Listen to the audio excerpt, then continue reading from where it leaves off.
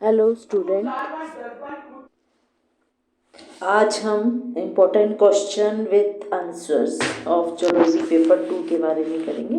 कुछ मैंने आपको इम्पोर्टेंट क्वेश्चन पहले भी बताए थे, कुछ और जो है ऐड करके उनके आंसर के साथ में आपको थोड़ा समझा रही हूँ ताकि आपको आंसर लिखने में दिक्कत ना हो। तो ये जो शॉर्ट आंसर क्वेश्चंस आते हैं वो 1 मार्क्स और 2 मार्क्स तक के आते हैं। तो आपको ये देखना है कि मार्क्स कितने अलोटेड है, 1 मार्क्स का या 2 मार्क्स का है। उसके अकॉर्डिंग जो है आपने उसकी लेंथ जो है वो कम और ज़्यादा कर सकते हो। तो पहला क्वेश्चन है फर्क्यूला किसके फर्क्यूला पर नोट लिखो, व्हाट इज फर्क्यूला। ठीक है, तो इसमें क्या होता है कि ये विश बोन भी बोलते हैं इसको, बर्ड्स के अंदर होती है। आप यहाँ पिक्चर में देख पा रहे हैं, ये आपको जो वी शेप की बोन दिखाई दे रही है इसको फर्क्यूला या विश बोन बोलते हैं। ये 2 क्लेविकल जो बोन्स होती हैं और 1 इंटरक्लेविकल के फ्यूजन से बनती है। अगर आपको ध्यान हो, आपकी बॉडी के अंदर भी 2 क्लेविकल जो आप कॉलर बोन बोलते हैं वो होती हैं, जो कि अलग होती हैं, लेकिन यहाँ पर ये फ्यूज हो जाती हैं विद इंटरक्लेविकुलर बोन के साथ। ठीक है, और ये बोन जो है स्ट्रेंथ प्रोवाइड करता है थोरेसिक कैविटी को। फर्क्यूला जो है प्रोटेक्शन देता है चेस्ट को ड्यूरिंग फ्लाइट, क्योंकि जब बर्ड्स फ्लाई करते हैं तो उस समय जो है मसल्स जो एयर का प्रेशर होता है उसको विथस्टैंड करने के लिए जो है वो हेल्प करते हैं, प्रोटेक्ट करते हैं। दूसरा जो मसल्स की कॉन्ट्रैक्शन में हेल्प करते हैं ताकि जो रिब्स जो है वो ब्रेक डाउन ना हो सके। तो चेस्ट को प्रोटेक्शन देते हैं और रिब्स को जो है वो टूटने से बचाते हैं। दूसरा क्वेश्चन है ऑटोस्टाइलिक जॉ सस्पेंशन। जॉ सस्पेंशन जो होती हैं, जो हमारी अपर जॉ लोअर जॉ के बीच का जो अटैचमेंट होता है उसको जॉ सस्पेंशन बोलते हैं। और इसमें क्या होता है, अपर जा और लोअर जा आपस में जुड़ रही होती हैं और फिर वो स्कल के साथ जो है जुड़ी होती है ताकि जो बाइटिंग है या च्यूइंग जो है वो एफिशिएंटली हो सके।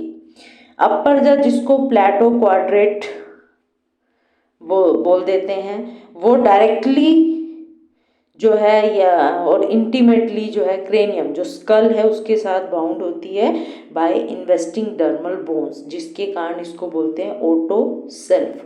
वो जो है अब आप देखेंगे, आपको different type of jaw suspension की पिक्चर मैंने इसीलिए डाली है।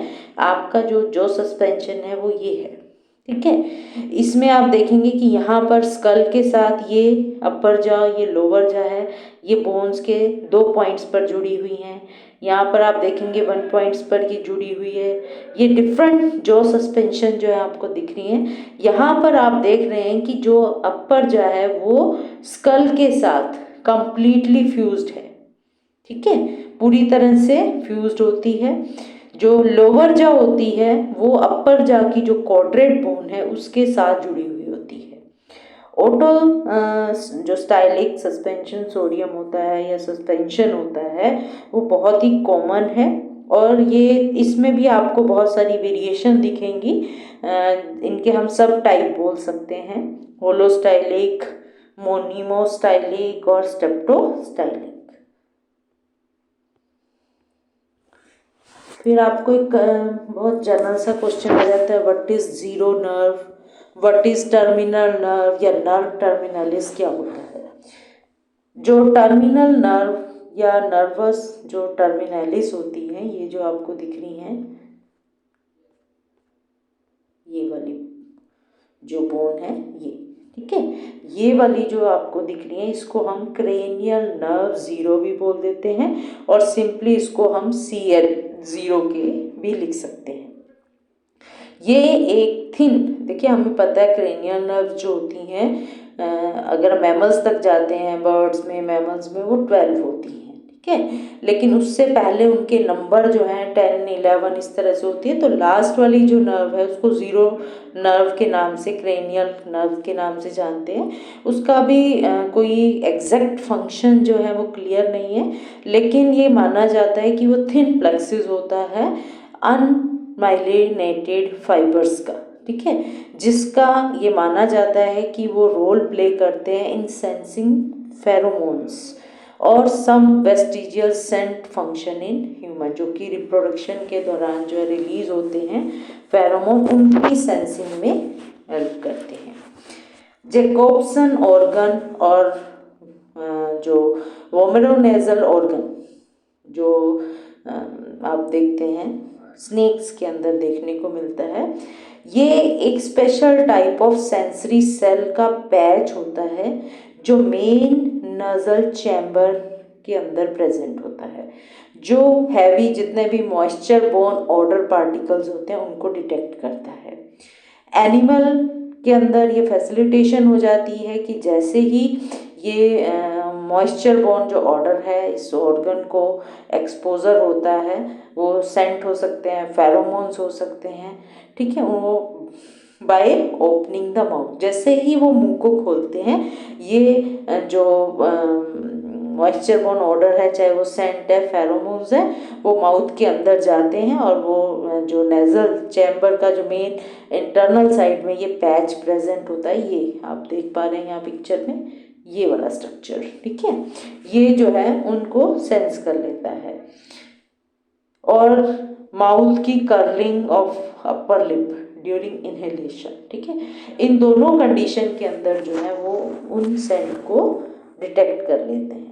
ये एक यूजफुल प्रोसेस होता है कम्युनिकेशन का, जो केमिकल मैसेज हैं जैसे कि readiness for sexual activity between the member of same species, ये ऑर्गन स्नेक्स को हेल्प करता है hunt and track their prey. ये ऑर्गन जो है इसके अलावा जो है detection of chemical signal related to aggressions की जो इमोशंस होते हैं या टेरिटरी को जो पहचानने में हेल्प करते हैं। सिरिंक्स जो होता है वोकल ऑर्गन होता है बर्ड्स के अंदर, जिसके कारण बर्ड जो है बहुत स्वीट सी साउंड जो है वो प्रोड्यूस कर सकते हैं।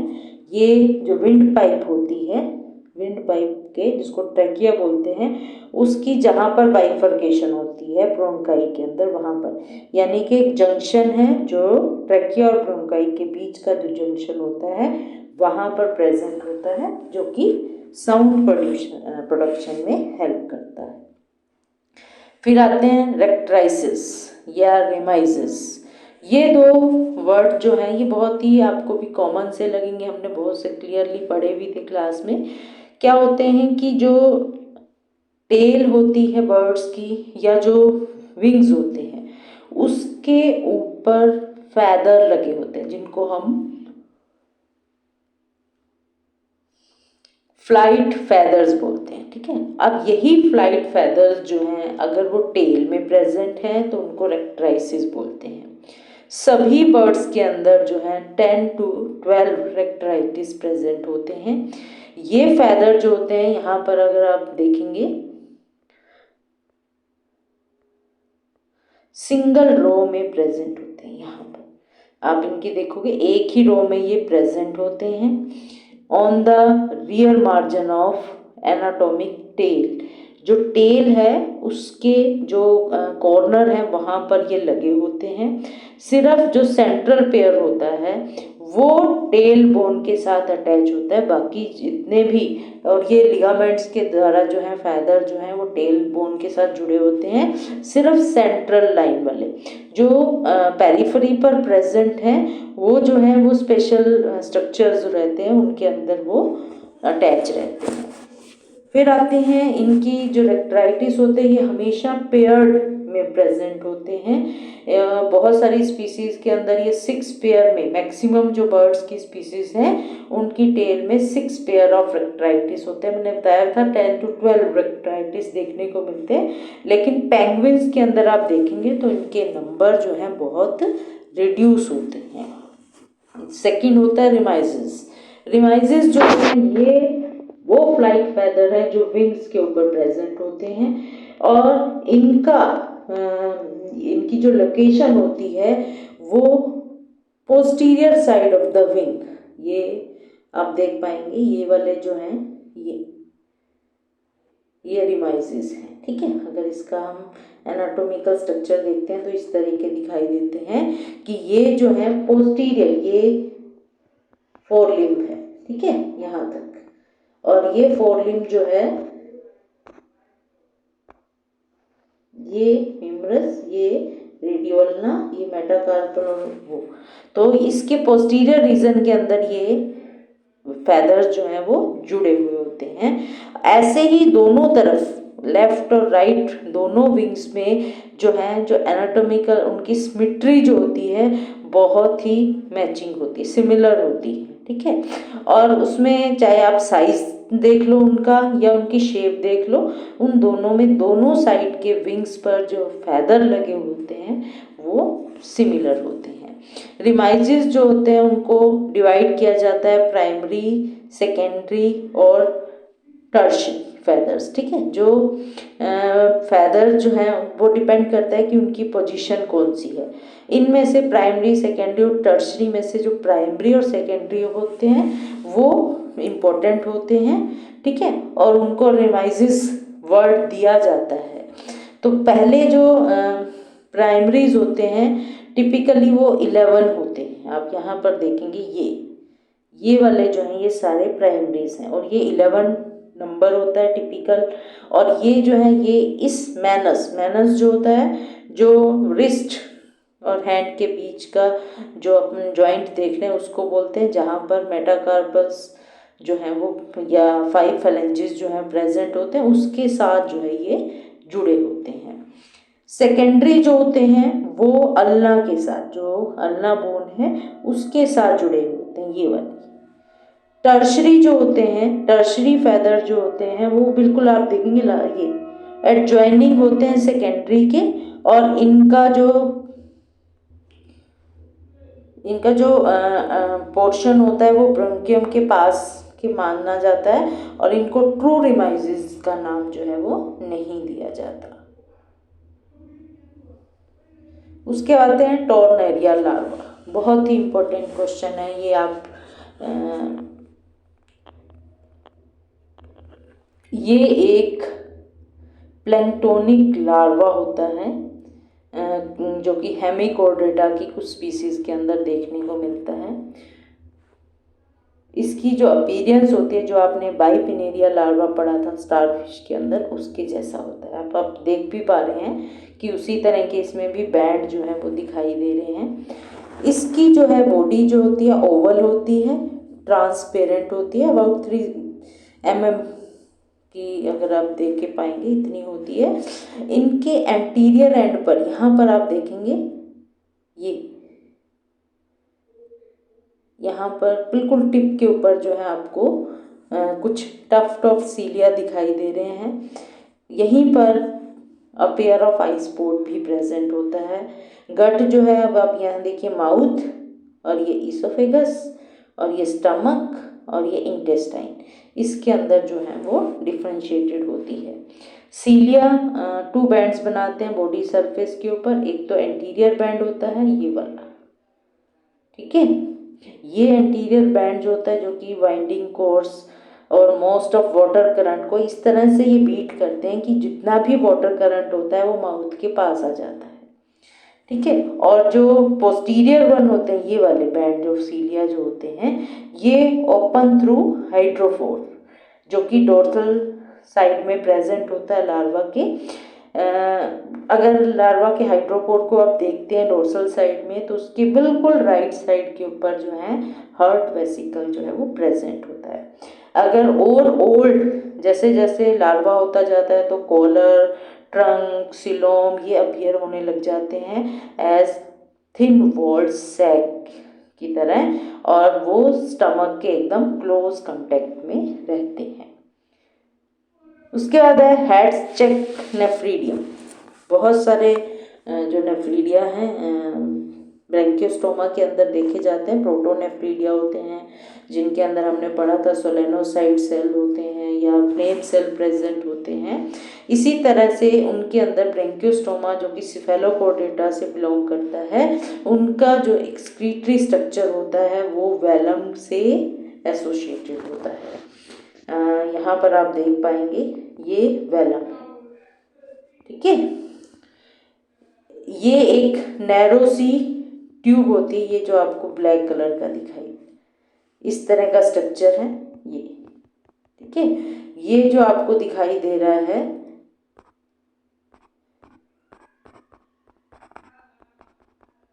ये, इसको बोलते हैं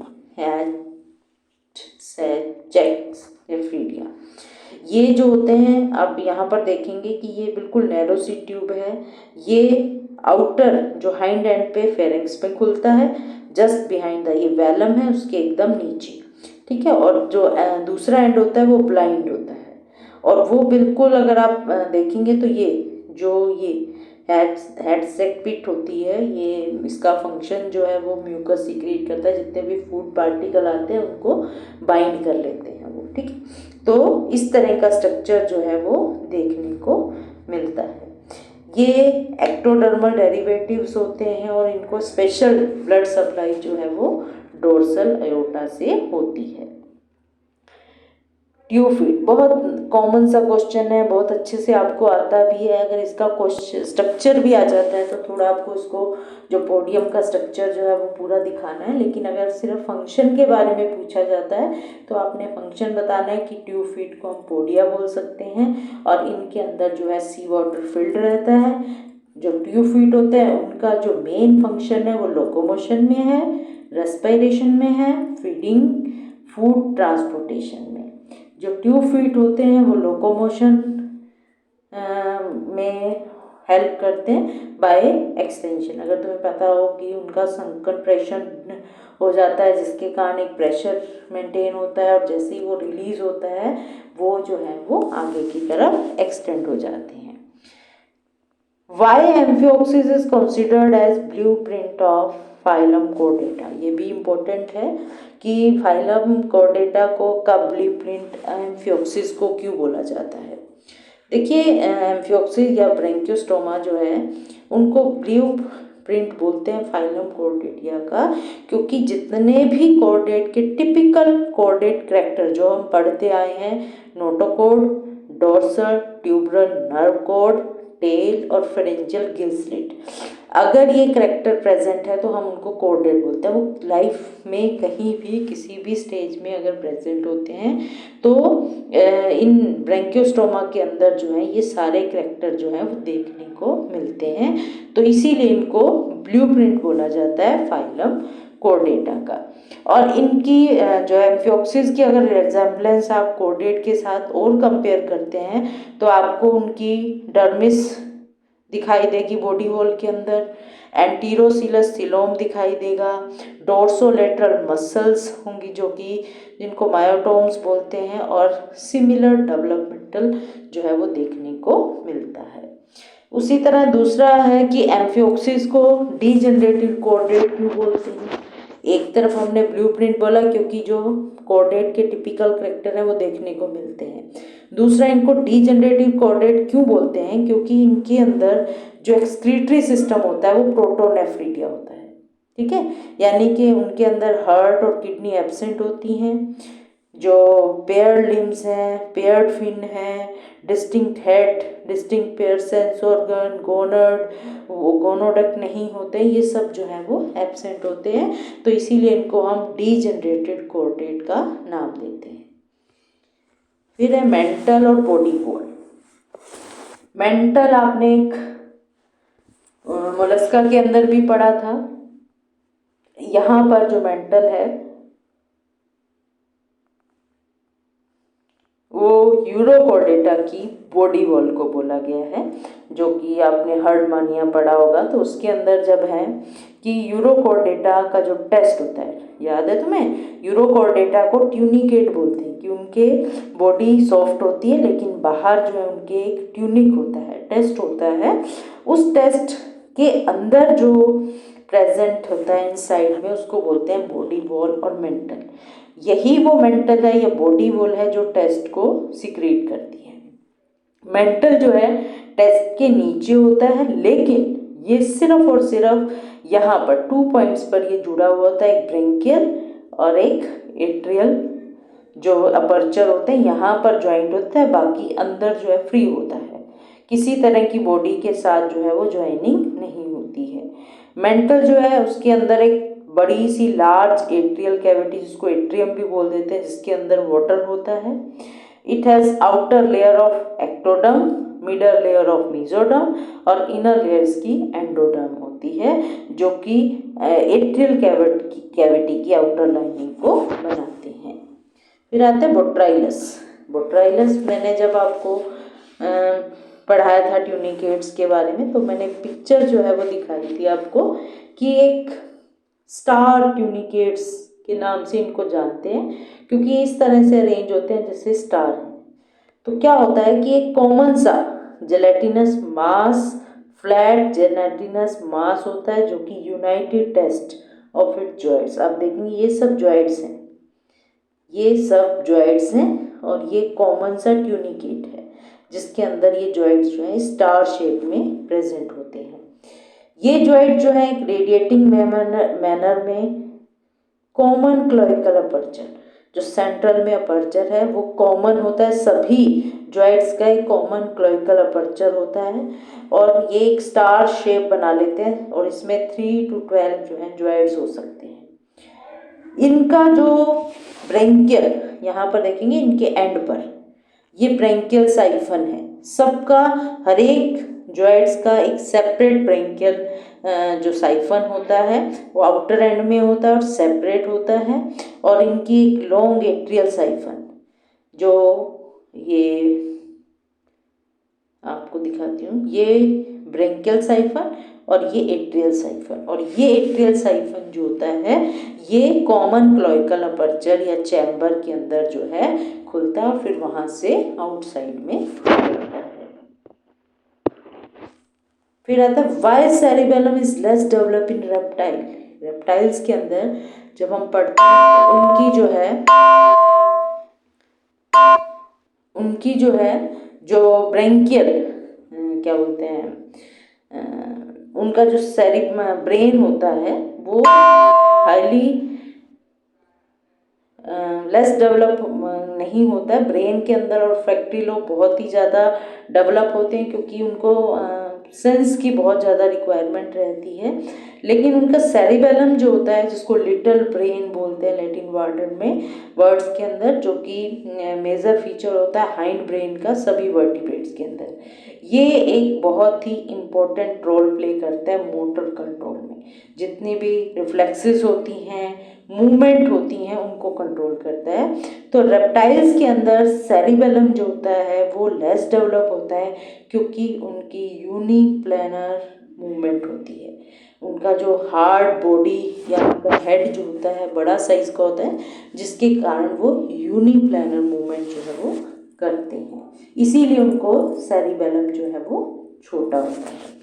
फिर है by no amphibian is marine, कि हम कहते हैं एम्फीबियंस जो होते हैं वो वाटर और लैंड दोनों में रह सकते हैं, लेकिन वो मैराइन वाटर में नहीं रह सकते। तो ऐसा क्यों होता है? एक तो सबसे बड़ा रीज़न होता है कि उनकी जो स्किन होती है बहुत ही थिन होती है, स्मूथ होती है, कोई स्केल प्रेजेंट नहीं होते, मॉइस्ट होती है, उसके ऊपर जो है मल्टी सेलुलर जो म्यूकस ग्लैंड्स होती हैं, पॉइजन ग्लैंड्स होती हैं, जिनके कारण मॉइस्चर रहता है, वो स्लिपरी रहते हैं। पॉइजन ग्लैंड उनको प्रीडेटर से बचाने में हेल्प करते हैं। हाईली वस्कुलर होती है, ब्लड सप्लाई बहुत ज़्यादा होता है, जिसके कारण वो उसको रेस्पिरेटरी फंक्शन जो है परफॉर्म करते हैं। स्केल नहीं होते, स्मूथ होती है। अगर इनको हम मैरीन वाटर में डालेंगे तो क्या होगा कि वाटर जो है, जो सॉल्ट होगा वो बाहर जाता है, तो बॉडी का वाटर जो है एक्स ऑस्मोसिस जो है वो दिखा देगा, जिसके कारण उनके अंदर जो है, क्योंकि थिन स्किन है, पानी बाहर आने लग जाएगा, और जिसके कारण वो उनकी डेथ जो है वो पॉसिबल हो सकती है। इसीलिए एम्फीबियन जो है मैरीन वाटर में नहीं मिलते। What is the feeding habit of myxine fish? आपने देखा होगा, जो साइक्लोस्टोमेटा के बारे में हमने पढ़ा था, उनके अंदर जो है रास्पिंग टूथ्स जो है वो प्रेजेंट होते हैं। तो मेक्साइन फिश की स्ट्रक्चर ऐसा होता है, और ये उनका माउथ का स्ट्रक्चर है। देखिए तो कार्निवोर्स होते हैं ये, नक्टर्नल फीडर होते हैं, रात के समय फीड करते हैं। इनकी जो फीड होती है वो क्या करते हैं कि जो भी डेड फिशेस हैं उनका जो इंटरनल सॉफ्ट पार्ट है, कोई इंजर्ड फिश पड़ी हुई है, कोई डेड फिश है, तो उनका जो इंटरनल सॉफ्ट पार्ट है उसके ऊपर वो फीड करते हैं बाय इट्स रास्पिंग टंग। टंग वो जिसके ऊपर टीथ जो है वो प्रेजेंट होते हैं, इनको बोरर भी बोलते हैं, कि ये अपने जो प्रीडेटर हैं उनको पकड़ती हैं, बोर करती हैं और उसके इंटरनल जो सॉफ्ट टिश्यू है उसको वो अंदर अपने खा लेती हैं। तो ये इंटरनल पैरासाइट होते हैं कुछ फिशेस के अंदर, ये लिविंग पॉली जो किड्स हैं उनके ऊपर फीड करते हैं। Write the significance of keeled sternum. Sternum आप जानते हैं जिसको ब्रेस्ट बोन बोलते हैं, उसके ऊपर एक स्पेशल सी एक्सटेंशन होती है, देखिए इस तरह का होता है ये जो एक्सटेंशन होती है आप देखेंगे दो हैं, ये इस तरह का स्ट्रक्चर होता है इनका, तो इसको कील बोलते हैं। ये जो कील्ड होता है इसके ऊपर जितनी भी फ्लाइट मसल, हमने जब मैकेनिज्म ऑफ फ्लाइट पढ़ा तो उसमें बताया था कि पेक्टोरलिस मेजर माइनर मसल जो हैं इसके साथ जुड़ी होती हैं जो कि इनको फ्लाइंग में हेल्प करती हैं। तो ये एक सरफेस प्रोवाइड करते हैं for the attachment of flight muscle, जिसके कारण ये एडिक्वेट लिवरेज प्रोवाइड करते हैं ड्यूरिंग फ्लाइट। ठीक है, फ्लाइटलेस बर्ड्स के अंदर ये कील स्टर्नम जो है वो एब्सेंट होता है। गिजार्ड, बहुत नाम सुना हुआ है, बर्ड्स के अंदर होता है। बर्ड्स के अंदर हमने पढ़ा था उनकी अडाप्टेशन है कि उनके अंदर टीथ नहीं होते, जिसके कारण जो कटिंग ग्राइंडिंग वाइंडिंग काम नहीं हो पाता, तो वो सिर्फ बीक होती है जो कि क्विकली फूड को पिक कर लेती है और उसको क्रॉप के अंदर स्टोर कर लेती है। ठीक है, क्रॉप का फंक्शन क्या था कि वो फूड को वहाँ पर स्टोर करती है, प्लस में लुब्रिकेट कर देती है, जिसके कारण जो भी ग्रेन है वो खाते हैं वो सॉफ्ट हो जाते हैं। उसके बाद वो गिजार्ड में जाता है। तो गिजार्ड जो है हाइंड पार्ट होता है स्टमक का, वहाँ पर प्रेजेंट होता है और इसका जो फूड होता है, काम होता है वो होता है ग्राइंड करना फूड को। ये जो सैक लाइक क्रॉप होता है, यहाँ पर आप देखिए ये क्रॉप, ये जो क्रॉप है ये जो है सैक लाइक है, जिसका काम सिर्फ और सिर्फ फूड को स्टोर करके लुब्रिकेट करना है, और ये स्टमक है। ठीक है, तो इनके बीच में ये गिजार्ड जो है वो प्रेजेंट होता है। ठीक है, ये गिजार्ड जो है वो प्रेजेंट है। और गिजार्ड का काम जो है, क्योंकि मस्कुलर वॉल होती है इसकी, थिक मस्कुलर वॉल होती है जो क्रश कर देती है, चर्न कर देती है जो सॉफ्ट फूड होता है। और इसके अलावा इसके अंदर कुछ स्टोन भी, जिसको गैस्ट्रोलिथ्स बोलते हैं, कि आप देखते हैं वो अपने जो ग्रेन है उनके साथ साथ कुछ स्टोन जो है वो भी अंदर ले जाती हैं, जो कि mechanical break down of seed या अदर फूड को तोड़ने का काम करते हैं। व्हाट इज़ मार्सुपियम, ये भी आपको बहुत अच्छे से आप जानते हैं, आपने कंगारू देखे हैं। ये एक स्पेशलाइज्ड पाउच होता है for protection carrying and nourishing new borns marsupial young ones को। ठीक है, ये फाउंड होता है जितने भी मार्सुपिलियल ऑर्डर जिनको क्लास मेमिलिया के अंदर आते हैं उनके अंदर देखने को मिलता है। कुछ मार्सुपियल ऐसे होते हैं जिनके अंदर वेल डेवलप पॉकेट होती है, जैसे कंगारू में आप देखते हैं, लेकिन कुछ के अंदर जो है सिंपल स्किन का फोल्ड होता है, जिसको हम डायसोरेट्स में देखते हैं, और कुछ स्पीसीज के अंदर ये मार्सुपियम एब्सेंट होता है। इस मार्सुपियम के अंदर टीथ्स प्रेजेंट होती हैं, जिसके कारण वो जो यंग वन होते हैं, जो इनकम्प्लीटली डेवलप होते हैं, वो अटैच रहते हैं मदर की बॉडी के साथ। उस पीरियड के दौरान जब उनको प्रोटेक्शन की रिक्वायरमेंट हो सकती है, उनके सर्वाइवल के लिए वो जरूरी होता है। फिर है राइट शॉर्ट नॉट अनकाइनोडर्म लार्वा, जिसको डाइप्लूरा बाइपिनेरिया लार्वा, कई बार राइट नोट ऑन डाइप्लूरा लार्वा या बाइपिनेरिया लार्वा, ये नेम इनके डिफरेंट है, लेकिन स्ट्रक्चर सेम ही रहता है, क्योंकि डिफरेंट स्पीसीज के अंदर डिफरेंट नेम जो है वो दिया जाता है। अदरवाइज तो कॉमन होता है वो है एकाइनोडर्म लार्वा। ये कॉम्प्लिकेटेड मेटामॉर्फोसिस होती है, इनकी कोर्स ऑफ डेवलपमेंट में वही जाइगोट, ब्लास्टुला, गैस्ट्रुला, उसके बाद लार्वा बनता है। जो लार्वा होता है उसमें बाइलेटरल सिमेट्री देखने को मिलती है, लेकिन जो अडल्ट होता है उनके अंदर सिर्फ और सिर्फ रेडियल सिमेट्री होती है। लार्वा जो है स्विम करता है with the help of ciliated band. अब आप देखेंगे यहाँ पर आपको ये बैंड दिखाई दे रहे हैं, ये कोई लोब्स हैं, कोई स्मॉल बैंड है, कोई लार्ज बैंड है, इस तरह के बैंड जो है वो देखने को मिलते हैं। और ये कॉम्प्लिकेटेड हो जाते हैं जैसे जैसे इनकी एज बढ़ती है डेवलपमेंट के दौरान। कुछ छोटे होते हैं, कुछ लॉन्ग सिलेंडर प्रोजेक्शन या आर्म बोल देते हैं, ये आप देख रहे हैं ना, ये आपको आर्म सी दिखाई देंगी। तो ये आर्म कैसे बनती है ड्यूरिंग डेवलपमेंट में? तो क्या होता है कि पहले एक लार्ज पेरियोरल बैंड होता है, ठीक है, ये आप यहाँ पर आप समझेंगे इसको, ये लार्ज पेरियोरल बैंड है, और इसके यहाँ पर माउथ के चारों तरफ जो होता है स्मॉल एडोरल बैंड बोलते हैं। ये जो लार्ज पेरियोरल बैंड होता है ये फर्दर जब जो है वेंट्रल साइड ऑफ माउथ में प्रेजेंट होता है, ये स्प्लिट कर जाता है इनटू 3 आर्म, ठीक है, एक बन जाता है प्री ओरल लोब और इसके 3 आर्म्स बन जाते हैं, ये प्री ओरल लोब और ये 3 आर्म बन जाते हैं। इसी तरह जो पोस्ट ओरल लोब है, जो बाहर आपको लोब दिखाई बैंड दिखाई दे रहा है, ये जो है डिफरेंट जितने भी आर्म बने हैं उन आर्म्स में कन्वर्ट हो जाता है, ठीक है। तो ये इस तरह का आइनोडर्म, जिसको डाई प्लूरुला या बाइपिनेरिया लार्वा जो है वो बोलते हैं। रेडुला क्या होता है? रेडुला जो होती है टंग होती है, टंग लाइक ऑर्गन होता है जिसके ऊपर टीथ प्रेजेंट होते हैं, ये आप देखेंगे, ठीक है। ये इसकी काइटनस मेम्ब्रेन होती है जिसके ऊपर रेडुलर टीथ आप देख पा रहे हैं। ये स्पेशल मसल्स होती हैं, सेट ऑफ मसल्स होती हैं, वो मूव करती हैं जिसके कारण जो भी फूड वो इंजेस्ट करते हैं, चाहे वो लिक्विड है सॉलिड है, उनको टीयर कर देते हैं और फिर उनको लूजन पार्टिकल में कन्वर्ट करके इसोफेगस में मतलब कि एज इट इज़ फूड को इसोफेगस में नहीं जाता, वो यहाँ पर उसकी प्रोसेसिंग हो जाती है, ड्रिल किया जाता है, होल किया जाता है इनटू द ब्रेन, और जो फूड पार्टिकल्स हैं rasping food particle from the surface, ये स्क्रैपिंग में, कटिंग फूड को कट करने में, कि बिफोर इसोफेगस से पहुंचने से पहले उसको स्क्रैप या कट करने में हेल्प करता है।